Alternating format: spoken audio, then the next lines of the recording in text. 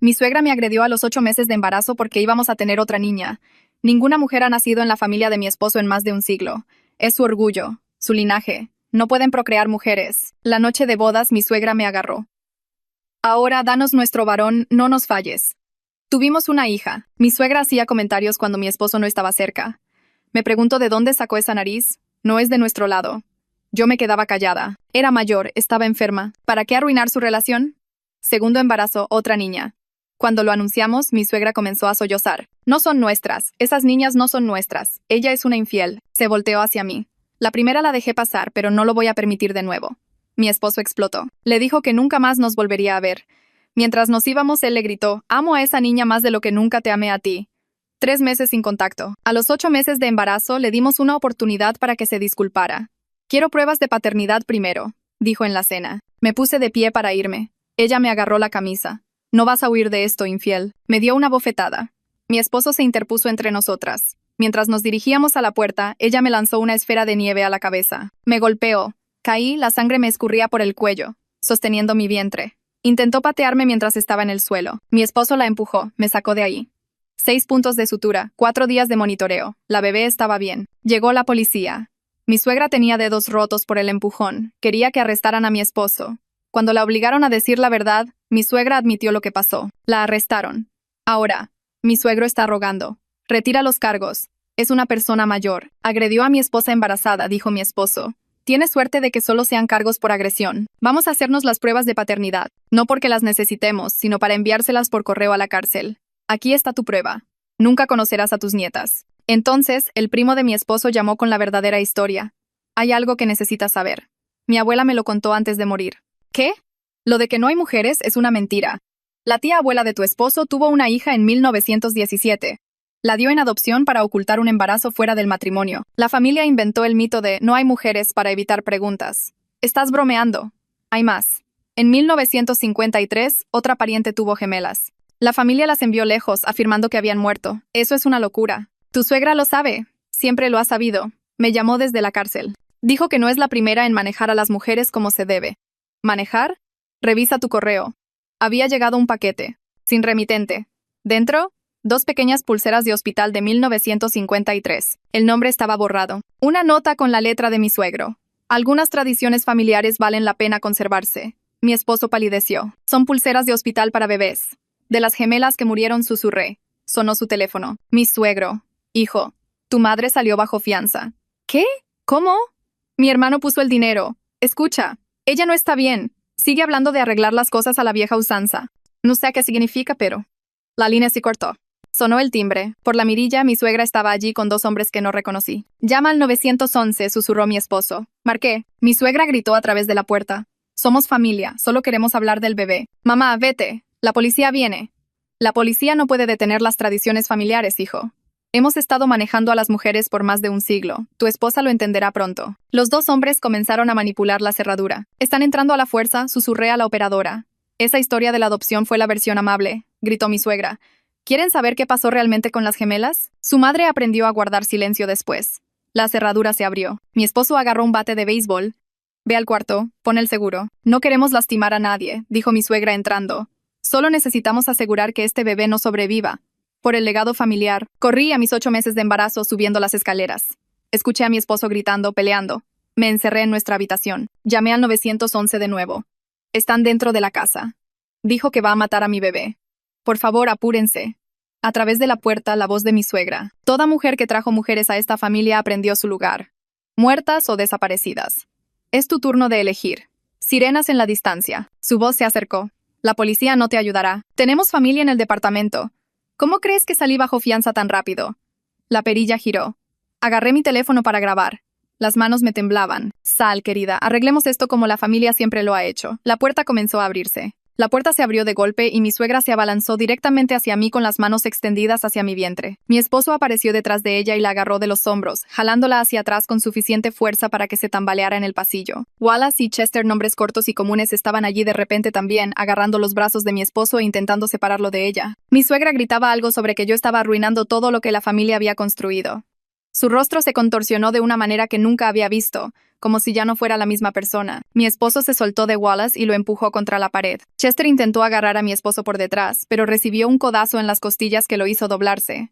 Mi suegra seguía tratando de pasar a mi esposo para alcanzarme, arañándole los brazos y la cara. Las sirenas de la policía sonaban tan fuerte ahora que debían estar justo afuera de nuestra casa. Pude escuchar a oficiales gritando órdenes desde la planta baja, diciéndole a todos que se tiraran al suelo. Mi suegra se congeló en medio de otro intento de abalanzarse sobre mí. Su rostro cambió en unos 2 segundos, pasando de esa rabia desquiciada a algo frío e inteligente, como si de repente recordara algo importante. Miró mi teléfono en mi mano, aún grabando todo, y la vi darse cuenta de lo que eso significaba. Había sido atrapada diciendo que quería matar a mi bebé, atrapada tratando de entrar en nuestra casa, atrapada con testigos y pruebas. Fuertes pisadas subieron las escaleras y de repente 4 oficiales de policía estaban allí con las armas desenfundadas, gritándoles a todos que levantaran las manos. Wallace y Chester fueron empujados con fuerza contra la pared del dormitorio y esposados, tan rápido que apenas lo vi suceder. Mi suegra comenzó a llorar de inmediato, con sollozos fuertes y grandes, y señaló a mi esposo mientras les decía a los oficiales que él había atacado primero. Repetía que él siempre había sido malo con ella, siempre violento, que ella solo estaba tratando de ver cómo estaba yo porque estaba preocupada. El rostro de mi esposo se puso blanco de ira, pero no dijo nada. Solo se quedó parado con las manos levantadas mientras un oficial lo revisaba. Uno de los oficiales se quedó conmigo preguntándome si estaba herida, si la bebé estaba bien, mientras los otros lidiaban con las 3 personas que habían irrumpido en nuestra casa. Otra mujer llegó unos minutos después, subiendo rápidamente las escaleras y mostrando una placa a los oficiales. Vino directamente a mí y extendió la mano pidiendo mi teléfono. Detective Violeta Holcomb, dijo, y que necesitaba darle mi teléfono en ese momento para proteger la grabación como evidencia. Se lo entregué con manos temblorosas. Sacó unos audífonos y escuchó el audio allí mismo en el dormitorio. Su rostro se endurecía más y más a medida que escuchaba la voz de mi suegra diciendo que tenía que asegurarse de que el bebé no sobreviviera. Cuando la grabación terminó, Violeta miró a los oficiales y les dijo que le leyeran sus derechos a mi suegra por intento de homicidio y conspiración. Mi suegra comenzó a gritar que todo era mentira, que yo lo había inventado de alguna manera, pero Violeta solo se le quedó mirando hasta que los oficiales la arrastraron fuera de la habitación. Los paramédicos llegaron después y quisieron revisarme allí mismo en el dormitorio porque yo estaba temblando demasiado para bajar las escaleras de forma segura. Uno de ellos puso su mano en mi vientre y me pidió que le dijera cuando sintiera que el bebé se movía. Solo tardó unos segundos antes de que sintiera su patada contra la palma de su mano. Él sonrió y dijo que era una patada buena y fuerte, exactamente lo que quería sentir. Checaron mi presión arterial y dijeron que estaba alta, pero no peligrosamente alta, solo alta por el estrés, lo cual tenía sentido dado todo lo que acababa de suceder. Los otros paramédicos dijeron que aún así querían llevarme al hospital para un monitoreo real, ya que tenía 8 meses de embarazo y acababa de pasar por una lucha física, y no querían correr riesgos. Mi esposo se subió a la ambulancia conmigo, sentándose en el pequeño asiento lateral y sosteniendo mi mano tan fuerte que casi me dolía. Sus nudillos ya se estaban poniendo morados e hinchados por pelear contra Wallace y Chester. No dejaba de pedirme perdón, de decir que debería haberme protegido mejor, que nunca debió haber permitido que se acercaran tanto a mí. Le dije que literalmente peleó contra 3 personas al mismo tiempo para mantenerlos lejos de mí y de nuestra bebé, y que eso era más de lo que la mayoría de la gente haría. Comenzó a llorar entonces, solo lágrimas silenciosas corriendo por su rostro mientras la ambulancia nos llevaba al hospital. En el hospital me llevaron directamente a una sala y un doctor entró casi de inmediato. La doctora Luna, nombre corto para México, se presentó y dijo que me haría un ultrasonido para asegurarse completamente de que el bebé estuviera bien después de todo el estrés y la pelea. Puso gel frío en mi vientre y movió el transductor, y en segundos el latido del corazón de nuestra hija llenó la habitación, fuerte y constante. Luna señaló la pantalla y nos mostró al bebé moviéndose, estirando sus pequeños brazos y piernas como si nada hubiera pasado. Explicó que los bebés están muy bien protegidos dentro del cuerpo de la madre, rodeados de líquido y músculo y todo lo demás, así que incluso cuando la madre pasa por algo aterrador, el bebé generalmente está bien. Pero aún así quería que guardara reposo en cama por 48 horas, solo para ser más precavida, especialmente porque ya había tenido una lesión en la cabeza hace unas semanas. La detective Holcomb apareció aproximadamente 1 hora después con un hombre que presentó como su compañero Edwin. Acercaron sillas junto a mi cama de hospital y nos pidieron que les contáramos todo lo que pasó, empezando desde que mi suegro llamó para decir que mi suegra había salido bajo fianza. Mi esposo fue quien habló la mayor parte del tiempo, explicando lo del paquete con las pulseras de hospital, la llamada telefónica advirtiéndonos que mi suegra hablaba de arreglar las cosas a la vieja usanza, el timbre sonando con ella y 2 hombres extraños afuera. Yo agregué las partes sobre estar arriba, escuchar la cerradura romperse, llamar al 911 de nuevo, grabar las amenazas de mi suegra a través de la puerta. Violeta escribió todo en una pequeña libreta, deteniéndonos a veces para hacer preguntas específicas sobre palabras exactas u horas. Cuando terminamos, explicó que mi suegra, Wallace y Chester estaban siendo retenidos sin fianza esta vez.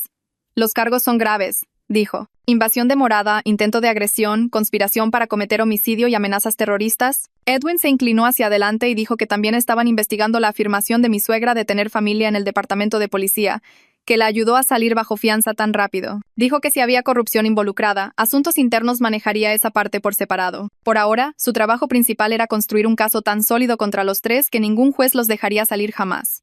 Violeta agregó que tenían mi grabación. Tenían la evidencia de entrada forzada. Tenían múltiples oficiales como testigos que escucharon las declaraciones de mi suegra.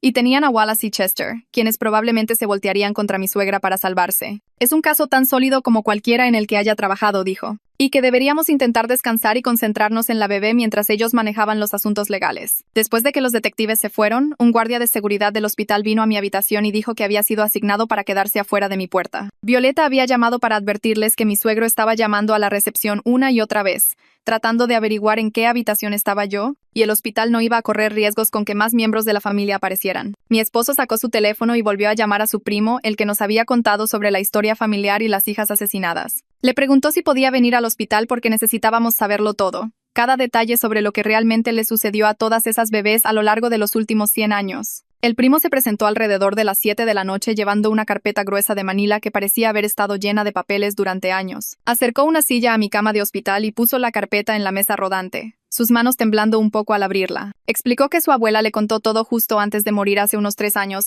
Le hizo prometer que si alguien en la familia alguna vez intentaba lastimar a otra hija, él tenía que detenerlo sin importar qué. Pasó sus últimos días llorando por los bebés, dijo. Por cómo sabía lo que pasó y nunca habló porque tenía demasiado miedo de la familia. Comenzó a coleccionar documentos después de eso, buscando en viejos registros familiares y archivos judiciales y hemerotecas, construyendo evidencia de lo que realmente había pasado durante el último siglo. Mi esposo se inclinó y preguntó qué había en la carpeta. El primo sacó el primer documento, un certificado de nacimiento de 1953 para gemelas nacidas de la tía abuela de mi esposo. Sus nombres figuraban como María y Margarita, nacidas el 14 de junio en el hospital del condado, ambas listadas como bebés sanas y a término. Lo dejó a un lado y sacó un certificado de defunción fechado solo 3 días después, alegando que ambas bebés murieron por enfermedad repentina, firmado por un médico de la familia que perdió su licencia 2 años después por falsificar registros médicos. Luego vinieron recortes de periódicos sobre la adopción de 1917. Solo que los artículos contaban una historia diferente a la versión de la familia. La madre biológica había intentado quedarse con su bebé, luchó contra la adopción en la corte, alegó que su familia la estaba obligando a entregar a una niña sana sin razón médica. El juez falló en su contra porque su padre y sus hermanos testificaron que era inestable e inadecuada, y la bebé desapareció en el sistema de adopción con todos los registros sellados. Mi esposo tomó uno de los recortes y lo leyó 3 veces, su rostro palideciendo con cada lectura. El primo siguió sacando más papeles, cartas escritas entre miembros de la familia en las décadas de 1920, 30 y 40. Una carta de la bisabuela de mi esposo hablaba sobre cómo manejar el problema de las mujeres, sugiriendo que una acción rápida después del nacimiento era más fácil porque nadie preguntaba demasiado sobre las muertes de recién nacidos en ese entonces. Otra carta discutía enviar a las niñas mayores a casas para mujeres con problemas donde podían ser mantenidas calladas y controladas. Una tercera carta usaba la palabra deshacerse al hablar de una bebé de 6 meses nacida en 1931. Mi esposo comenzó a llorar mientras leía las cartas, solo lágrimas silenciosas corriendo por su rostro y goteando sobre la manta del hospital. Miró a su primo y preguntó cuántas en total, cuántas mujeres mató o desapareció la familia a lo largo de los años. El primo dijo que encontró evidencia de al menos 12, quizás más, que se remontan a principios de 1900, cuando el mantenimiento de registros era menos cuidadoso y las muertes eran más fáciles de ocultar. Violeta regresó a la mañana siguiente con Edwin y una mujer del equipo forense que fotografió cada uno de los documentos de esa carpeta. Violeta explicó que estaban abriendo una investigación formal sobre posibles homicidios sin resolver, cold case murders, basándose en la evidencia que el primo proporcionó. Dijo que el fiscal de distrito, Leek, Hank Madden, se haría cargo personalmente de todo el caso debido a lo grave que era el patrón de violencia contra bebés que abarcaba más de un siglo. Edwin colocó cuidadosamente cada documento en bolsas de evidencia después de que el fotógrafo terminó, registrando todo con números de caso y formularios de cadena de custodia. Violeta nos dijo que Hank quería reunirse con nosotros tan pronto como me dieran de alta del hospital para repasar la estrategia legal. Dijo que entre mi grabación de mi suegra amenazando con matar al bebé, la evidencia de entrada forzada, las declaraciones de los oficiales testigos y ahora este patrón histórico, tenían suficiente para presentar cargos de intento de homicidio y posiblemente incluso conspiración para cometer homicidio que se remontaba a generaciones. Mi esposo preguntó si los miembros de la familia que mataron a esos otros bebés también podrían ser acusados. Violeta explicó que la mayoría de ellos ya estaban muertos, pero que podían presentar cargos de todos modos para el registro histórico. Asegurar que la verdad fuera documentada oficialmente incluso si nadie podía ser procesado. Una trabajadora social del hospital apareció a la hora del almuerzo para hablar sobre la planificación de seguridad para después de mi alta. Se sentó con un portapapeles lleno de formularios y explicó que, dado lo que sucedió, dada la clara voluntad de mi suegra de usar la violencia y su conocimiento de nuestra dirección, necesitábamos pensar seriamente en una reubicación temporal. Preguntó si teníamos familiares o amigos en otras áreas que pudieran acogernos por un tiempo, en algún lugar que mi suegra y sus parientes no supieran dónde buscar. Mi esposo mencionó a su primo y la trabajadora social asintió y dijo que eso sonaba como una buena opción, siempre y cuando estuviera lo suficientemente lejos y la dirección se mantuviera completamente privada. Recorrió una lista de verificación completa de medidas de seguridad. Cosas como cambiar nuestros números de teléfono, no publicar nada en redes sociales, variar nuestras rutas si teníamos que ir a algún lado, mantener al hospital y a la policía informados de nuestra ubicación en todo momento. El teléfono de mi esposo sonó mientras la trabajadora social todavía estaba allí. Su jefe estaba llamando para ver cómo estábamos después de enterarse de lo sucedido a través del informe policial. Mi esposo salió al pasillo para atender la llamada, y regresó 15 minutos después con lágrimas en los ojos de nuevo. Me dijo que su empleador le estaba dando arreglos de trabajo remoto inmediato durante el tiempo que necesitara, sin preguntas sobre plazos o cuándo podría regresar a la oficina. Su jefe dijo que la empresa pagaría la instalación de un sistema de seguridad completo en la dirección donde termináramos quedándonos. Cámaras, sensores de movimiento y monitoreo profesional, todo. Mi esposo se sentó en el borde de mi cama de hospital y lloró con la cabeza entre las manos porque dijo que sentía que toda su vida se estaba desmoronando, pero al menos algunas personas estaban siendo amables cuando no tenían por qué serlo. La trabajadora social le dio unos pañuelos y agregó la información del sistema de seguridad a sus notas sobre nuestro plan de seguridad. Nos dieron de alta exactamente 48 horas después de llegar con un paquete completo de instrucciones sobre reposo en cama, reducción del estrés y señales de advertencia a tener en cuenta durante el embarazo. Luna pasó una vez más antes de que nos fuéramos para hacer una revisión final del bebé. Hizo otro ultrasonido y dijo que todo seguía luciendo perfecto. Fuerte latido del corazón y buen movimiento. Y la bebé estaba midiendo justo a tiempo para las 36 semanas. Me dijo que me lo tomara con calma y que evitara cualquier estrés físico o alteración emocional tanto como fuera posible, lo cual se sintió casi chistoso dado todo lo que estaba sucediendo. El primo de mi esposo nos esperaba en la entrada del hospital con su auto. Ya había arreglado todo, despejó su cuarto de invitados, hizo la cama y le dijo a su esposa que íbamos a quedarnos por un tiempo. Vivía a 2 pueblos de distancia en un vecindario tranquilo donde mi suegra nunca había estado y no sabría cómo encontrar. Me ayudó a subir al asiento trasero y mi esposo cargó nuestras bolsas de noche que alguien había traído de nuestra casa. La casa del primo era pequeña, pero se sintió segura en el momento en que entramos. Su esposa nos recibió en la puerta y me dio un abrazo cuidadoso, diciéndome que lamentaba mucho todo y que podíamos quedarnos todo el tiempo que necesitáramos. Había preparado la habitación de invitados con almohadas adicionales y una mesita junto a la cama con agua y refrigerios y mi cargador de teléfono ya enchufado. Nos mostró el sistema de monitor de bebés que instaló. Una unidad en nuestra habitación y otra en la de ellos para que pudieran escuchar si yo necesitaba ayuda durante la noche mientras mi esposo lidiaba con llamadas de la policía y reuniones con abogados. Mi esposo le agradeció unas 5 veces y ella simplemente le restó importancia y dijo: «La familia ayuda a la familia», incluso si su familia de sangre resultó ser un monstruo. Pasé la mayor parte de ese primer día en cama descansando como ordenó el doctor mientras mi esposo lidiaba con llamadas telefónicas en la sala. Podía escuchar su voz a través de la puerta, hablando con Violeta y Edwin y abogados y su trabajo, las mismas conversaciones una y otra vez sobre lo que pasó y lo que venía después. El detective Edwin llamó a última hora de esa tarde con noticias sobre el oficial corrupto. Mi esposo entró al dormitorio para decirme que habían identificado quién agilizó la fianza de mi suegra y que estaba suspendido en espera de una investigación completa por asuntos internos. Edwin dijo que resultó que el oficial era en realidad el sobrino de mi suegro, no solo una conexión familiar al azar en el departamento, lo que explicaba cómo mi suegra supo exactamente a quién contactar para pedir ayuda. La suspensión fue inmediata, y la investigación estaba analizando si había ayudado a encubrir otros crímenes familiares a lo largo de los años. Mi esposo dijo que Edwin sonaba confiado en que encontrarían más corrupción porque un tipo dispuesto a ayudar a su tía a salir bajo fianza después de agredir a una mujer embarazada probablemente no era demasiado cuidadoso al seguir las reglas en general. A la mañana siguiente, Hank Madden condujo hasta la casa del primo para reunirse con nosotros en persona. Era más joven de lo que esperaba, tal vez de unos 40 años, con un rostro serio y un maletín lleno de documentos. Se sentó a la mesa de la cocina con nosotros y expuso la estrategia legal en términos claros. Iba a presentar cargos de intento de homicidio contra mi suegra, cargos de conspiración contra Wallace y Chester por ayudarla a irrumpir en nuestra casa, y buscaría las sentencias máximas posibles para los 3. Explicó que el embarazo lo convertía en intento de homicidio de un feto, lo que conllevaba penas graves, y el patrón histórico de violencia contra mujeres sería presentado como evidencia de premeditación y motivo. Hank dijo que quería que entendiéramos que este sería un proceso largo, probablemente varios meses antes del juicio, y que debíamos estar preparados para que los abogados de mi suegra intentaran todas las defensas posibles. Mi esposo preguntó qué tipo de defensas podrían usar. Hank dijo que probablemente alegarían enfermedad mental o capacidad disminuida debido a la edad. Intentarían pintar a mi suegra como una anciana confundida que no entendía lo que estaba haciendo. Pero él tenía mi grabación donde mi suegra sonaba completamente clara y decidida cuando amenazó con matar al bebé, además de la evidencia de planificación y reclutamiento de ayuda, lo que destruiría cualquier afirmación de que no estaba en su sano juicio. Sacó un blog legal y nos guió a través de la cronología, audiencias preliminares, descubrimiento de pruebas, mociones y selección del jurado. Todos los pasos entre ahora y un juicio real. Hank explicó que mi grabación era la pieza de evidencia más importante que tenían.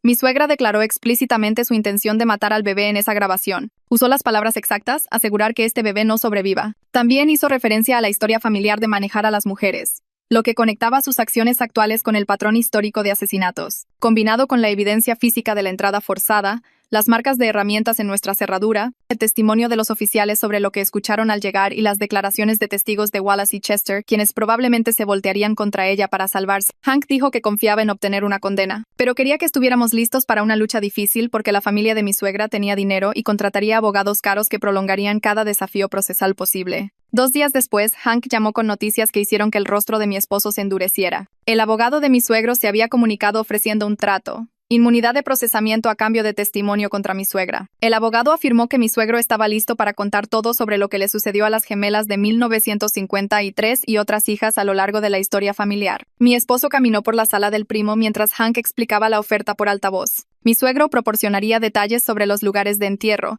nombres de los miembros de la familia involucrados en los asesinatos y documentación que había mantenido oculta durante décadas. Hank dijo que los fiscales estaban interesados porque la información de mi suegro podría ayudarlos a construir casos sobre múltiples homicidios sin resolver, pero quería que entendiéramos que esto era probablemente autoconservación más que culpa o remordimiento genuino. Mi esposo dejó de caminar y se quedó mirando la pared por un largo momento antes de responder que no hablaría directamente con su padre bajo ninguna circunstancia, pero que los fiscales podían usar cualquier testimonio que mi suegro proporcionara si ayudaba a encarcelar a mi suegra de por vida. Hank dijo que ese era exactamente el arreglo que él recomendaría y que se aseguraría de que toda comunicación fuera a través de canales legales para que mi esposo nunca tuviera que enfrentar a su padre nuevamente. Después de que terminó la llamada, mi esposo se sentó a mi lado en el sofá y se llevó la cabeza a las manos. No dije nada. Solo puse mi mano en su espalda mientras él procesaba lo que realmente significaba la cooperación de su padre, que mi suegro había sabido sobre bebés asesinados toda su vida adulta y se había quedado en silencio hasta que le benefició legalmente. A la mañana siguiente, mi esposo hizo arreglos para encargarse de nuestra casa, ya que yo no podía volver allí todavía. Llamó a un cerrajero y programó un cambio completo de llaves de cada puerta y cerradura de ventana.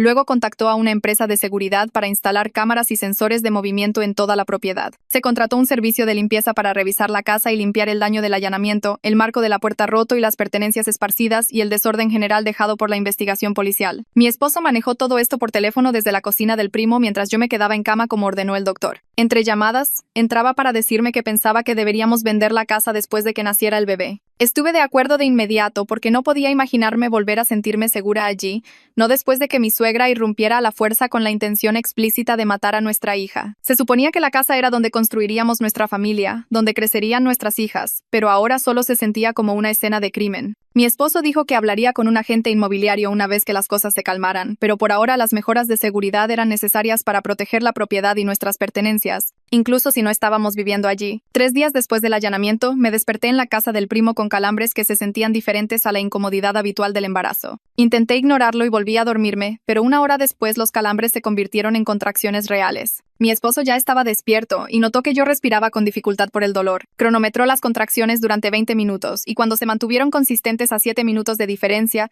llamó a la línea de emergencia de la doctora Luna. Ella nos dijo que fuéramos al hospital de inmediato porque a las 36 semanas el bebé era lo suficientemente prematuro como para necesitar monitoreo, pero lo suficientemente desarrollado como para estar sano si el parto continuaba. El viaje al hospital se sintió surrealista. Mi esposo apretando el volante demasiado fuerte mientras yo me concentraba en respirar y tratar de no entrar en pánico por tener al bebé 4 semanas antes de lo previsto. La doctora Luna nos recibió en la unidad de parto y me examinó de inmediato. Explicó que esto era probablemente un parto inducido por el estrés, que mi cuerpo había pasado por tanto trauma la semana pasada que desencadenó el parto temprano, pero nos aseguró que el bebé estaba lo suficientemente desarrollado para nacer ahora. Me conectaron a monitores que mostraban que el latido del corazón del bebé era fuerte y constante, incluso a medida que mis contracciones se acercaban más. La doctora Luna dijo que monitorearía todo cuidadosamente e intervendría si fuera necesario, pero por ahora parecía que íbamos a tener un bebé hoy. estuviéramos listos o no. El parto progresó más rápido de lo esperado, probablemente porque este era mi segundo parto y mi cuerpo sabía qué hacer. 6 horas después de llegar al hospital, nuestra hija nació pesando 2 kilos 800 gramos, aproximadamente 6 libras, 2 onzas, perfectamente sana a pesar de ser 4 semanas prematura. Las enfermeras la colocaron sobre mi pecho y ella soltó un fuerte llanto que hizo que mi esposo comenzara a sollozar. Se paró junto a la cama con lágrimas corriendo por su rostro, extendiendo la mano para tocar su pequeña mano. Cuando las enfermeras se la llevaron para limpiarla y revisar sus signos vitales, mi esposo la siguió al otro lado de la habitación como si no pudiera soportar perderla de vista. Después de que confirmaron que estaba completamente sana, solo un poco pequeña, la trajeron de vuelta envuelta en una manta de hospital. Mi esposo la sostuvo por primera vez, y le susurró que era querida y amada y que nunca tendría que ocultar quién era. Le dijo que era perfecta exactamente como era, que ser mujer la hacía especial e importante, no algo vergonzoso que necesitara ser borrado. Lo observé acunar a nuestra hija y prometerle una vida libre del odio y la violencia que habían definido a su familia durante generaciones. Más tarde ese día, después de que yo había descansado y la bebé había amamantado con éxito, hablamos sobre nombres. Mi esposo dijo que quería ponerle el nombre de su abuela, la mujer que le contó la verdad al primo en su lecho de muerte. Explicó que su abuela había intentado detener el patrón familiar, a pesar de que le tomó toda su vida encontrar el coraje, y merecía ser honrada por romper el silencio. Me encantó la idea de darle a nuestra hija un nombre conectado con la única persona en su familia que había hecho lo correcto. Llenamos la documentación del certificado de nacimiento con su nombre escrito claramente. Un homenaje a la mujer que ayudó a salvar nuestras vidas al decir la verdad antes de morir. El hospital asignó seguridad adicional a nuestra habitación porque Hank les había advertido sobre posibles amenazas. Se enteró de que mi suegro estaba haciendo declaraciones sobre querer conocer a su nieta antes de morir, usando su edad y salud como justificación de por qué deberíamos permitir la visita. Mi esposo les dijo a las enfermeras que su padre no era bienvenido bajo ninguna circunstancia, y si mi suegro aparecía, obtendríamos una orden de restricción de inmediato. Las enfermeras lo anotaron en su sistema y nos aseguraron que nadie pasaría del mostrador de seguridad sin nuestro permiso explícito. Un guardia fue apostado afuera de nuestra puerta a las 24 horas, lo que debería haberse sentido exagerado, pero en realidad me hizo sentir más segura dado todo lo que había sucedido. En nuestro segundo día en el hospital, Violeta vino con noticias que en realidad nos hicieron sonreír a ambos por primera vez en días. Wallace y Chester habían aceptado acuerdos de culpabilidad a cambio de testificar contra mi suegra. Habían proporcionado declaraciones detalladas sobre cómo mi suegra los reclutó, alegando que la estábamos maltratando, y que necesitaba ayuda para rescatar a su hijo de una situación peligrosa. Wallace les dijo a los investigadores que mi suegra se le acercó en un bar donde él trabajaba de seguridad, contándole una historia sobre que su nuera tenía a su hijo como rehén y amenazaba con lastimar al bebé. Chester tenía una historia similar, que mi suegra lo encontró a través de un conocido mutuo y lo convenció de que era una abuela desesperada tratando de salvar a su familia. Ambos hombres ahora admitieron que debieron haber cuestionado su historia con más cuidado,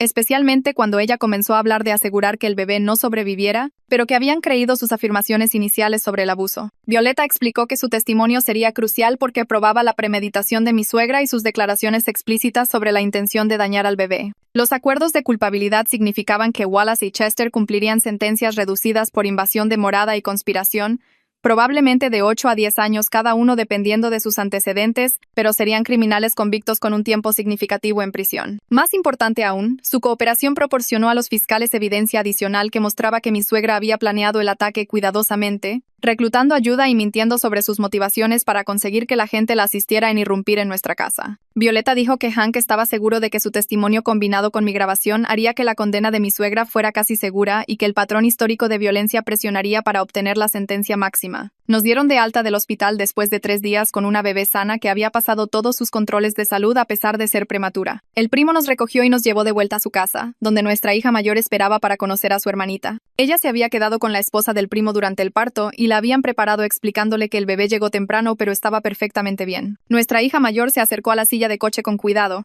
los ojos muy abiertos de fascinación por el pequeño bebé durmiendo dentro. Hizo 100 preguntas sobre cuándo su hermana sería lo suficientemente grande para jugar, si podía cargarla, por qué era tan pequeña, qué significaba su nombre, si podía ayudar a alimentarla. Mi esposo respondió a cada pregunta con paciencia mientras cargaba la silla de coche hacia la casa, y observé a nuestra hija mayor seguirlo como si temiera perder de vista al bebé. Dentro, la esposa del primo había instalado un Moisés en nuestra habitación y lo había abastecido con pañales y suministros. Nuestra hija mayor quería sentarse junto al Moisés y ver dormir al bebé, así que acercamos una silla y la dejamos quedarse allí mientras desempacábamos las bolsas del hospital. Seguía extendiendo la mano para tocar la mano de su hermana, susurrando que iba a ser la mejor hermana mayor de todas y que le enseñaría todo lo importante. Verlas juntas me hizo llorar, pensando en lo cerca que estuvimos de perder esto, cómo mi suegra había intentado evitar que este momento exacto sucediera. Pero aquí estábamos, ambas hijas sanas y seguras. comenzando una vida que no tenía nada que ver con la familia tóxica de mi esposo, y todo que ver con la familia que estábamos eligiendo construir juntos. Al día siguiente, llegó una canasta de regalo enorme del empleador de mi esposo con una tarjeta firmada por todos en su departamento. La tarjeta tenía mensajes escritos alrededor de los bordes diciendo que estaban pensando en nosotros y apoyándonos en todo. Mi esposo la abrió en la cocina del primo y se quedó mirando todas las firmas durante mucho tiempo antes de comenzar a llorar. Su jefe había escrito una nota al final diciendo que habían organizado un carrusel de comidas para traernos cena todas las noches durante el próximo mes para que no tuviéramos que preocuparnos por cocinar mientras lidiábamos con un recién nacido y todo lo demás. Yo también lloré porque nos habíamos sentido tan solos y aislados de la bondad humana normal durante tanto tiempo. Se sintió extraño que personas que apenas conocíamos estuvieran siendo más amables con nosotros de lo que la propia familia de mi esposo lo había sido jamás. La esposa del primo nos ayudó a configurar un calendario para rastrear quién traería comida cada noche y se aseguró de que todos tuvieran la dirección correcta ya que no estábamos en nuestra casa habitual. Esa tarde, Hank llamó con una actualización que me revolvió el estómago. El testimonio de mi suegro había llevado a los investigadores a 3 posibles sitios de entierro en la propiedad familiar, donde afirmó que su madre y su abuela habían enterrado bebés a lo largo de las décadas. Los equipos forenses se estaban preparando para excavar una vez que obtuvieran las órdenes judiciales adecuadas y trajeron perros de detección de cadáveres para confirmar las ubicaciones. A mi esposo le temblaban las manos mientras estaba al teléfono y tuvo que sentarse a la mesa de la cocina. Hank explicó que el proceso llevaría varias semanas porque necesitaban documentar todo cuidadosamente para posibles cargos de homicidio, aunque las personas que lo hicieron ya estaban muertas. La idea de que pudiera haber cuerpos de bebés enterrados en la tierra de su familia hizo que mi esposo se sintiera físicamente enfermo. Corrió al baño y lo escuché vomitar. Cuando regresó, se veía pálido y le preguntó a Hank si realmente pensaban que encontrarían algo o si mi suegro podría estar mintiendo. Hank dijo que mi suegro había dado detalles muy específicos sobre ubicaciones y métodos que sugerían que estaba diciendo la verdad, lo que lo hacía peor de alguna manera. 2 semanas después, Hank llamó de nuevo. Los equipos forenses habían descubierto restos en 2 de los 3 sitios. Mi esposo contestó el teléfono y vi su rostro ponerse blanco mientras Hank explicaba lo que habían encontrado. Las pruebas de ADN tardarían meses en confirmar las identidades, pero la evidencia preliminar sugería que los restos eran consistentes con bebés de la época de 1950. Eso significaba que mi suegro había estado diciendo la verdad sobre al menos algunos de los crímenes de la familia. Había bebés muertos enterrados en la propiedad. Bebés que habían sido asesinados solo por ser niñas. Mi esposo colgó y se sentó en el sofá mirando al vacío durante casi 1 hora. Nuestra hija mayor le preguntó por qué se veía tan triste y él le dijo que acababa de enterarse de algo muy malo sobre su familia de hace mucho tiempo. Ella se subió a su regazo y lo abrazó, lo que lo hizo comenzar a llorar de nuevo. Esa noche no pudo dormir, y lo encontré sentado en la guardería mirando a nuestra bebé dormir en su Moisés. Susurró que no podía creer que su propia abuela y bisabuela hubieran asesinado bebés, que no eran solo historias familiares o exageraciones, sino asesinatos reales. Casi al mismo tiempo, el abogado de mi suegra intentó argumentar que ella era mentalmente incapaz de ser juzgada debido a su edad y posible demencia. Hank nos contó por teléfono y dijo que no estaba preocupado. Ya había traído expertos psiquiátricos que evaluaron a mi suegra a fondo y determinaron que era completamente competente y había estado actuando con clara premeditación e intención. La evaluación mostró que sabía exactamente lo que estaba haciendo cuando vino a nuestra casa e intentó lastimarme a mí y al bebé. Su memoria estaba bien, su razonamiento era claro y entendía el bien del mal. Simplemente creía que matar mujeres era lo correcto para la familia. La defensa de incapacidad mental fue destruida antes de que realmente comenzara. Hank dijo que la evaluación en realidad ayudó a la fiscalía porque probó que mi suegra era peligrosa de una manera calculada, no solo confundida o enferma. Unos días después de eso, recibimos una carta reenviada desde nuestra antigua dirección. Era de alguien llamado Margarita que dijo ser la nieta de la hija de la adopción de 1917. Nos había encontrado a través de la cobertura de noticias del caso y quería que supiéramos que su abuela había vivido una buena vida con su familia adoptiva. Pero su abuela siempre se preguntó sobre su familia biológica y murió sin saber la verdad de por qué fue entregada. Margarita incluyó una foto de su abuela ya anciana y la miré durante mucho tiempo. Tenía la misma nariz que nuestra hija mayor. La misma sonrisa. Mi esposo miró la foto y comenzó a llorar de nuevo porque demostraba que su familia había estado mintiendo sobre todo durante tanto tiempo. Llamamos a Margarita y organizamos reunirnos con ella en una cafetería a mitad de camino entre nuestros pueblos. Cuando entramos con nuestra hija mayor, Margarita se puso de pie y jadeó. Miró a nuestra hija y luego a la foto que había traído de su abuela, y se pudo ver el parecido familiar de inmediato. La misma nariz, la misma sonrisa, la misma forma de inclinar la cabeza cuando estaba pensando. Margarita comenzó a llorar y dijo que era como ver un fantasma de su abuela cuando era niña. Nos dijo que su abuela había sido feliz con sus padres adoptivos, pero siempre sintió que faltaba algo, siempre se preguntó por qué su madre biológica la entregó. Ahora Margarita entendía que no fue una elección. Fue la familia forzándolo para ocultar un embarazo fuera del matrimonio y mantener sus mentiras sobre no tener mujeres. Conocerla se sintió extraño, triste y bueno al mismo tiempo. Se parecía notablemente a nuestra hija mayor, lo que demostraba que definitivamente era parte del linaje familiar a pesar de las afirmaciones de mi suegra de que las mujeres no podían provenir de su lado. La genética no mentía incluso si la familia lo hacía. Margarita preguntó si podía mantenerse en contacto con nosotros y conocer a nuestras dos hijas a medida que crecieran. Y dijimos que sí porque ella era la única conexión decente con la historia familiar de mi esposo que existía. 2 semanas después del nacimiento de nuestra bebé, se llevó a cabo la audiencia preliminar en el juzgado. Mi esposo fue mientras yo me quedaba en casa con ambas niñas. Regresó 3 horas después luciendo conmocionado y pálido. Se sentó a la mesa de la cocina y me dijo que mi suegro había testificado en detalle sobre cómo su madre y su abuela mataron a bebés por asfixia y las enterraron en la tierra familiar. Mi suegro describió los métodos que usaron, las ubicaciones de las tumbas y los años en que sucedió. Testificó que lo había sabido toda su vida porque su madre se lo contó cuando era adolescente, explicando que era tradición familiar manejar a las mujeres de esta manera. Mi esposo dijo que escuchar a su padre describir asesinatos de bebés con una voz tranquila y objetiva fue lo más horrible que había experimentado. El testimonio de mi suegro reveló que toda la mitología de No hay mujeres fue creada deliberadamente en la década de 1920 para explicar por qué las mujeres seguían desapareciendo de la familia. Los ancianos de la familia decidieron que era mejor afirmar una imposibilidad genética que arriesgar preguntas sobre bebés desaparecidos. Difundieron la historia en reuniones familiares, se la contaron a vecinos y amigos y eventualmente todos la aceptaron como un hecho. Para cuando nació mi esposo, la mitología estaba tan establecida que nadie la cuestionaba. Se convirtió en orgullo familiar en lugar de vergüenza familiar. Esta idea de que su linaje era tan fuerte y masculino que no podía producir mujeres.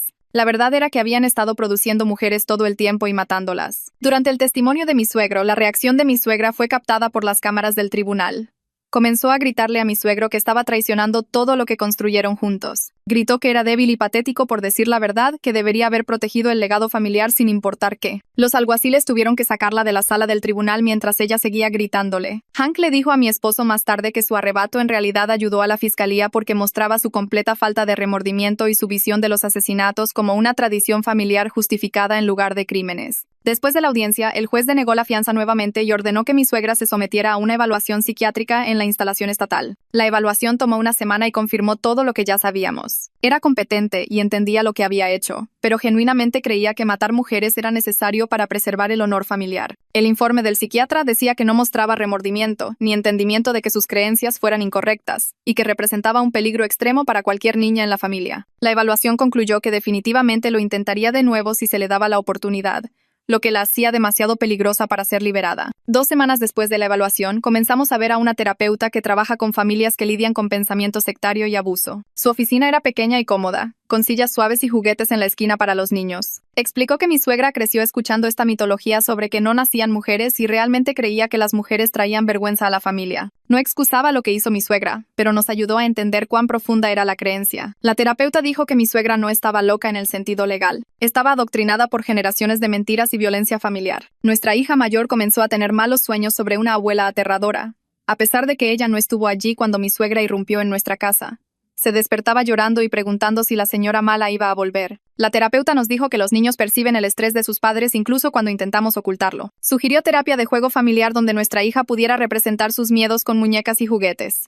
Fuimos 2 veces por semana y poco a poco nuestra hija comenzó a dormir mejor. Mientras tanto, Hank llamó con noticias sobre un acuerdo de culpabilidad. La fiscalía le ofreció a mi suegra cadena perpetua con posibilidad de libertad condicional después de 25 años si se declaraba culpable de intento de homicidio y conspiración. Su abogado le dijo que lo aceptara porque la evidencia en su contra era abrumadora. Mi suegra se negó. Le dijo a su abogado que no hizo nada malo y exigió un juicio porque quería probar que las mujeres no deberían existir en su familia. Hank dijo que su negativa en realidad ayudó a nuestro caso porque mostraba que tenía cero remordimiento y todavía creía que matar bebés estaba justificado. El juicio se programó para dentro de 3 meses. Hank explicó que esto era más rápido de lo normal porque el juez entendía la urgencia con la seguridad de nuestro bebé y el patrón histórico de violencia. Además, la evidencia era tan fuerte que ambos lados necesitaban menos tiempo para prepararse de lo habitual. Durante una de nuestras sesiones de terapia, mi esposo y yo nos dimos cuenta de que no podíamos seguir viviendo en la casa donde mi suegra nos atacó. Cada vez que pasaba por el dormitorio donde me escondí mientras ella intentaba entrar, me sentía enferma. Decidimos vender y mudarnos a un lugar que su familia extendida no conociera. La agente inmobiliaria que encontramos fue muy comprensiva cuando le explicamos que necesitábamos buena seguridad y privacidad total. Nos mostró casas en un pueblo a 40 minutos de distancia y encontró un lugar perfecto con una entrada cerrada y cerraduras nuevas en cada puerta. Hicimos una oferta el mismo día. Mudarnos a la nueva casa se sintió como empezar de nuevo por completo. Mi esposo y yo pintamos la guardería juntos en amarillo suave y colgamos cuadros de flores en las paredes. Él construyó estantes para las habitaciones de ambas niñas usando madera que eligió él mismo. Cada clavo que martillaba se sentía como construir algo bueno sin conexión con la horrible historia de su familia. Nuestra hija mayor se adaptó más rápido de lo que esperaba. A las 2 semanas hizo amigos con niños que vivían en nuestra calle. La observaba jugar afuera riendo y corriendo y me hizo creer que realmente podíamos superar el trauma. Volvió a ser una niña normal, en lugar de una asustada. La genealogista que contratamos terminó su investigación 6 semanas después de que nos mudamos. Vino a nuestra nueva casa con una carpeta gruesa y nos presentó un árbol genealógico completo que se remontaba a 100 años. Mostraba al menos 12 mujeres nacidas en la familia de mi esposo durante ese tiempo. Solo 2 sobrevivieron hasta la edad adulta. Una fue la niña de 1917 que fue adoptada. La otra huyó cuando tenía 16 años y nunca más fue mencionada en los registros familiares. La genealogista había rastreado a la niña fugitiva a través de registros del censo y viejos artículos de periódicos. Nos pusimos en contacto con sus descendientes a través de una carta explicando quiénes éramos y qué descubrimos. Su hija nos llamó 3 días después. Nos dijo que su madre había construido una buena vida lejos de la familia, pero se negó a hablar sobre su origen. Lo único que dijo fue que su familia biológica era gente peligrosa que odiaba a las mujeres.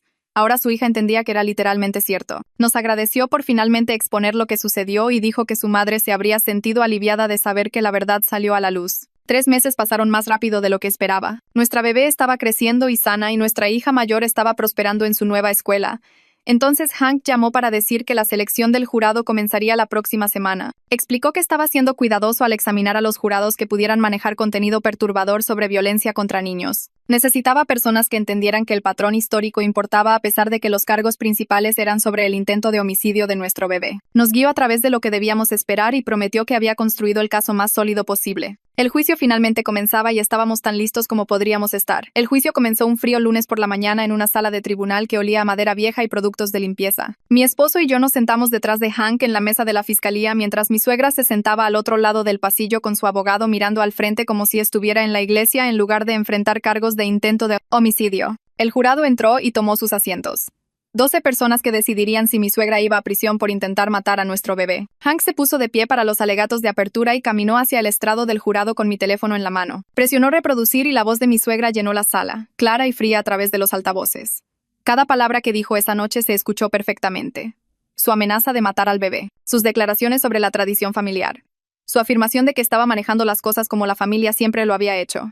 Varios jurados parecían conmocionados y una anciana se llevó la mano a la boca. Hank dejó que la grabación terminara antes de hablar. Explicó que esto no era solo sobre una noche de violencia. Se trataba de un siglo de mujeres siendo asesinadas y ocultadas para proteger un mito familiar. Les dijo que escucharían testimonios sobre restos de bebés encontrados enterrados en la propiedad familiar, sobre documentos históricos que probaban el patrón, sobre 3 personas irrumpiendo en nuestra casa con el objetivo específico de terminar mi embarazo. El abogado de mi suegra se opuso 2 veces durante la apertura, pero el juez desestimó ambas veces porque Hank solo estaba describiendo lo que la evidencia mostraría. Al día siguiente subí al estrado y mis manos temblaban tan fuerte que tuve que agarrar los reposabrazos para mantenerlas quietas. Hank me pidió que describiera los comentarios que mi suegra hizo durante mi primer embarazo, y le conté al jurado sobre su cuestionamiento de la nariz de mi hija, sus insinuaciones de que el bebé no era realmente de su familia. Luego preguntó sobre el segundo embarazo, y los guié a través del colapso de mi suegra cuando anunciamos otra niña, sus acusaciones de infidelidad, las amenazas en escalada. Describí la agresión en el restaurante en detalle, la bofetada en mi cara, la esfera de nieve golpeando mi cabeza, mi suegra intentando patearme mientras estaba en el suelo protegiendo mi vientre. Varios jurados estaban tomando notas y pude ver sus rostros poniéndose más serios a medida que hablaba. Luego Hank preguntó sobre el allanamiento, y expliqué lo aterrorizada que me sentía encerrada en ese dormitorio. 8 meses de embarazo, escuchando a mi suegra amenazar con matar a mi bebé mientras intentaba derribar la puerta. Todo el tiempo que testifiqué, mi suegra me miró con una expresión de puro disgusto en su rostro, como si yo fuera algo sucio que había pisado. El jurado lo notó. Vi a 3 de ellos mirarla, y luego mirar rápidamente hacia otro lado, y un hombre frunció el ceño ante su reacción. Cuando el abogado de la defensa me contrainterrogó, intentó sugerir que estaba exagerando porque estaba molesta, pero Hank se opuso y recordó a todos que tenía grabaciones y registros médicos que probaban todo lo que dije. Mi esposo testificó justo después del almuerzo, y se veía agotado incluso antes de empezar a hablar. Hank le pidió que explicara lo que le enseñaron al crecer sobre las mujeres en su familia, y la voz de mi esposo se quebró cuando describió cómo creía que lo de no hay mujeres era un hecho genético, algo que había escuchado toda su vida de todos en la familia. Le contó al jurado sobre su orgullo cuando nació nuestra primera hija, cómo pensó que habíamos vencido algún tipo de probabilidades genéticas y luego la confusión cuando su madre comenzó a hacer esos comentarios. Cuando Hank preguntó sobre descubrir la verdad, mi esposo se derrumbó describiendo el momento en que se dio cuenta de que su familia había estado asesinando bebés durante generaciones y que su madre lo sabía todo el tiempo. Habló sobre el horror de saber que las mujeres no eran imposibles, simplemente eran asesinadas, y cómo ese conocimiento cambió todo lo que creía saber sobre su familia. El abogado de mi suegra intentó pintar a mi esposo como parcial y emocional, pero resultó contraproducente porque el jurado pudo ver que estaba genuinamente devastado por lo que su familia había hecho. El primo vino después con su carpeta de documentos y estaba más tranquilo de lo que esperaba, como si se hubiera estado preparando para este momento desde que su abuela murió. Describió la confesión de su abuela en su lecho de muerte en detalle, cómo lloró mientras le contaba sobre las gemelas, y le rogó que lo detuviera si volvía a suceder. Hank lo hizo repasar cada documento, los certificados de nacimiento que probaban que las gemelas existieron, los recortes de periódicos sobre adopciones que en realidad eran separaciones forzadas, las cartas entre miembros de la familia discutiendo cómo manejar el problema de las mujeres. Cuando el primo leyó partes de esas cartas en voz alta, dos jurados estaban visiblemente llorando, y una mujer parecía que podría enfermarse. Las cartas eran específicas sobre métodos y lugares de entierro, escritas en lenguaje casual como si los escritores estuvieran discutiendo jardinería en lugar de infanticidio. El abogado de mi suegra apenas contrainterrogó al primo, porque no había mucho que pudiera desafiar cuando los documentos estaban allí en blanco y negro. Mi suegro subió al estrado después del primo, y se veía 20 años mayor que la última vez que lo había visto. Hank le preguntó qué le contó su madre sobre la tradición familiar, y mi suegro describió conversaciones donde ella le explicó que las mujeres traían vergüenza a la familia, que tenían que ser manejadas en silencio para preservar la mitología del linaje. Dio detalles específicos sobre los lugares de entierro en la propiedad familiar y describió métodos que su madre dijo que se usaron, información que no podría haber sabido a menos que alguien se lo dijera directamente. El abogado de mi suegra lo atacó con fuerza durante el contrainterrogatorio, señalando que estaba testificando para salvarse de cargos más duros, sugiriendo que estaba inventando cosas para obtener un mejor trato. Pero Hank regresó en la repregunta e hizo que mi suegro describiera ubicaciones exactas donde se encontraron restos más tarde, demostrando que estaba diciendo la verdad porque la policía no había hecho públicos esos detalles. Wallace testificó que mi suegra se le acercó en un bar y le dijo que su nuera estaba abusando de su hijo y manteniéndola alejada de su familia. Dijo que ella lloró y rogó por ayuda, afirmó que solo quería hablar con nosotros, pero que habíamos obtenido una orden de restricción que no era real. Ella le prometió dinero e insistió en que estaban haciendo lo correcto al ayudarla a entrar en nuestra casa. El testimonio de Chester fue casi idéntico, describiendo cómo mi suegra lo reclutó a través de Wallace y los convenció a ambos de que nosotros éramos los malos. Ambos hombres admitieron que ella les dijo específicamente que necesitaba manejar al bebé antes de que naciera, aunque afirmaron que no entendieron que se refería a matarlo hasta que ya estaban en nuestra casa. El jurado no pareció simpático con ninguno de ellos. La antropóloga forense trajo fotografías e informes sobre los restos de bebés encontrados en la propiedad familiar. Explicó que las pruebas de ADN confirmaron que los restos estaban relacionados con la línea familiar de mi esposo y que los huesos eran consistentes con bebés que murieron en el periodo de tiempo de 1950. Describió los métodos de entierro y las ubicaciones, que coincidían exactamente con lo que mi suegro había descrito en su testimonio. El abogado de mi suegra intentó sugerir que los restos podrían ser de muertes naturales, pero la antropóloga refutó eso explicando que las ubicaciones y los métodos de entierro eran consistentes con el ocultamiento, no con las prácticas normales de entierro infantil de esa época. La defensa casi no presentó un caso. Solo el abogado de mi suegra se puso de pie y argumentó durante 20 minutos que ella era una anciana confundida que amaba a su familia y tomó malas decisiones tratando de protegerlos. Afirmó que estaba asustada e irracional, que realmente no quiso decir las amenazas en la grabación, que todo se había exagerado. El jurado pareció completamente poco convencido, especialmente después de soportar días de testimonio y evidencia que mostraban que mi suegra era coherente y decidida en todo momento. El argumento de cierre de Hank tomó 3 horas y guió al jurado a través de cada pieza de evidencia que mostraba que mi suegra planeó esto. Tenía la intención de matar a nuestro bebé, y cero remordimiento por nada de eso. Puso la grabación de nuevo y señaló cuán clara y racional sonaba mi suegra cuando amenazó con matar a mi bebé por el legado familiar. Les recordó sobre los documentos históricos, los restos enterrados, el testimonio de mi suegro sobre la tradición familiar. Argumentó que los cargos de intento de homicidio existían específicamente para personas como mi suegra, alguien que intentó matar a un bebé, y que definitivamente lo intentaría de nuevo si se le daba alguna oportunidad. El argumento de cierre de la defensa duró quizás 30 minutos y repitió principalmente el ángulo de la anciana confundida que nadie estaba comprando. El jurado salió a deliberar a las 2 de la tarde. Esperamos en una sala de servicios a las víctimas al final del pasillo, mi esposo y yo y nuestra bebé que no tenía idea de lo cerca que estuvo de no nacer nunca. 4 horas después, el alguacil vino y dijo que el jurado había llegado a un veredicto. Volvimos a entrar en la sala del tribunal y me sentí enferma por los nervios a pesar de que Hank dijo que 4 horas era una buena señal. El presidente del jurado se puso de pie y leyó culpable en todos y cada uno de los cargos: intento de homicidio, conspiración, invasión de morada, amenazas terroristas, agresión. Mi suegra no reaccionó en absoluto. Solo se quedó sentada mirando al vacío mientras el juez preguntaba a cada jurado individualmente para confirmar sus votos. Mi esposo agarró mi mano y la apretó tan fuerte que dolió. Pero no me importó porque finalmente había terminado. La sentencia ocurrió 2 semanas después del veredicto y volvimos a la misma sala del tribunal con el mismo juez. Mi suegra se sentó en la mesa de la defensa luciendo más pequeña de alguna manera, como si los veredictos de culpabilidad la hubieran encogido físicamente. El juez revisó el expediente del caso durante lo que pareció una eternidad antes de que finalmente levantara la vista y comenzara a hablar. Dijo que el patrón histórico de violencia contra mujeres en la familia, combinado con la completa falta de remordimiento de mi suegra durante todo el juicio, la hacía demasiado peligrosa para ser liberada de nuevo en la sociedad. Cadena perpetua sin posibilidad de libertad condicional por 40 años, lo que a su edad significaba que moriría tras las rejas. Mi suegra no reaccionó en absoluto cuando lo dijo. Solo siguió mirando al frente como si estuviera en otro lugar. Mi esposo agarró mi mano debajo de la mesa y sentí que todo su cuerpo se relajaba junto al mío. Wallace fue sentenciado después y recibió 8 años por invasión de morada y conspiración. El juez dijo que sería elegible para libertad condicional después de cumplir 2/3 de la sentencia si demostraba una rehabilitación genuina, lo que significaba poco más de 5 años si se portaba bien. Chester recibió 10 años porque tenía antecedentes penales previos por agresión. Misma elegibilidad para libertad condicional después de 2/3. Ambos hombres parecían aliviados en comparación con lo que obtuvo mi suegra.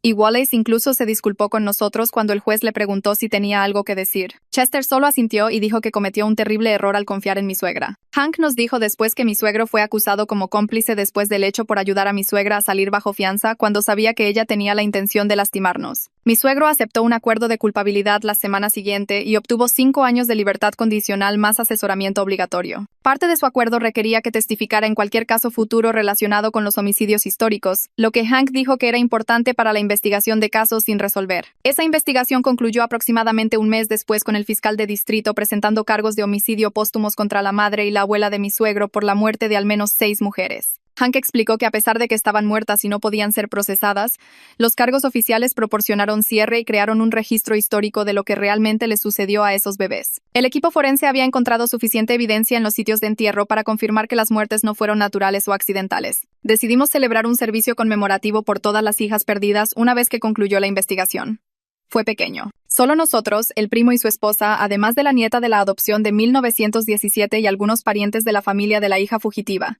Plantamos un árbol de cerezo en flor en nuestro patio trasero e instalamos una placa de bronce en su base listando el nombre de cada mujer que pudimos identificar a través de la investigación genealógica y los registros históricos. 12 nombres en total que abarcan más de un siglo de historia familiar. La descendiente de 1917 trajo flores y fotos de su abuela, quien había vivido una buena vida pero nunca supo por qué fue entregada cuando era bebé. El hijo de la hija fugitiva habló sobre cómo su madre se negó a hablar sobre su familia biológica, excepto para advertirle que algunos linajes llevaban oscuridad. Estar allí con todas esas personas que compartían el ADN de mi hija se sintió surrealista, como si estuviéramos reclamando algo que había sido robado y enterrado durante generaciones. 6 meses después de que terminó el juicio, nuestra hija mayor preguntó por qué ya no veíamos a la abuela. Tenía 4 años y medio para entonces y comenzaba a notar que otros niños tenían abuelos que visitaban o enviaban tarjetas de cumpleaños. Nos sentamos con ella en la sala y le explicamos en los términos más simples que pudimos manejar que la abuela había tomado muy malas decisiones que lastimaron a las personas. Le dijimos que a veces, cuando los adultos toman decisiones peligrosas, tienen que irse a un lugar donde no puedan lastimar a nadie más.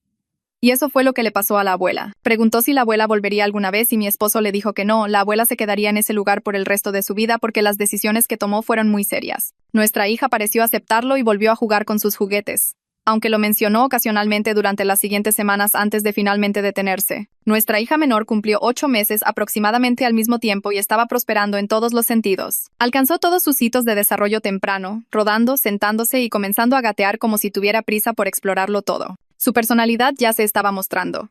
Fuerte, decidida y completamente suya. Mi esposo bromeaba constantemente diciendo que estaba demostrando que la mitología familiar estaba equivocada solo por existir, siendo fuerte, sana e inconfundiblemente ella misma. Verla crecer sin ninguna sombra de ese legado tóxico colgando sobre ella me hizo sentir que realmente habíamos ganado algo importante. Una carta llegó de una organización de defensa de los derechos de la mujer a principios de otoño preguntando si estaríamos dispuestos a compartir nuestra historia para ayudar a otras familias a reconocer patrones de violencia de género. Explicaron que nuestro caso había aparecido en las noticias regionales durante el juicio y varias personas se habían comunicado con ellos diciendo que veían similitudes en sus propias situaciones familiares. Lo discutimos con nuestra terapeuta durante algunas sesiones antes de decidir hacer una entrevista anónima. La organización la publicó en su sitio web con todos los detalles de identificación cambiados, pero la historia central intacta sobre cómo la mitología familiar puede ocultar la violencia sistemática contra las mujeres. Mi esposo cambió legalmente nuestro apellido familiar a mi apellido de soltera el mismo mes. Dijo que no quería que nuestras hijas crecieran con un nombre conectado a tanta violencia y odio hacia las mujeres y quería honrar a mi familia en lugar de la suya. El papeleo tardó algunas semanas en procesarse, pero finalmente todos tuvimos nuevas tarjetas de seguridad social y documentos actualizados con el apellido de mi familia. Nuestra hija mayor comenzó el kindergarten en la escuela cerca de nuestra nueva casa ese septiembre.